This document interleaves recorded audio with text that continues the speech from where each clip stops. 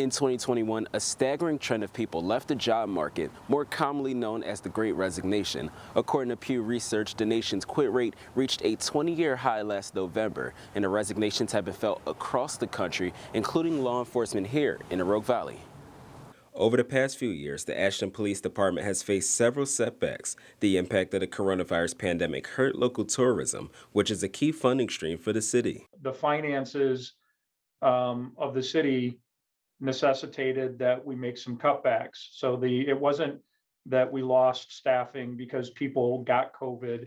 It's that COVID caused the city to shut down in a sense, and that stopped producing money for the city's general fund, which is where the police department gets its money. Chief Ty O'Mara says the budget situation forced APD to cut its authorized strength from 32 officers to 28. Additionally, much like at the national level, O'Mara says more officers left the profession entirely.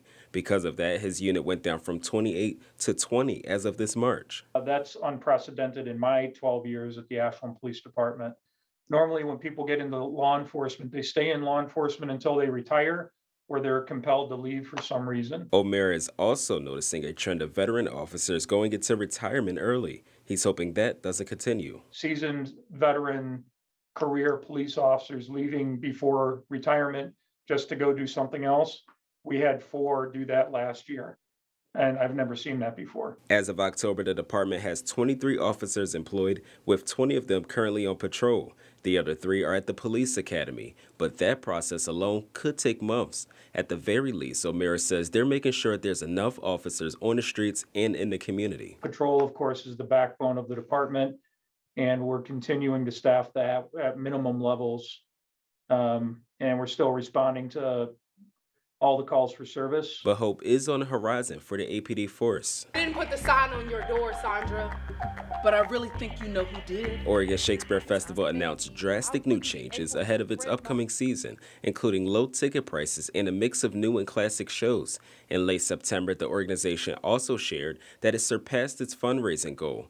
In addition, local restaurants like Brick Room are noticing a rebound in tourism this past summer. It's definitely more vibrant than it has been through the winter.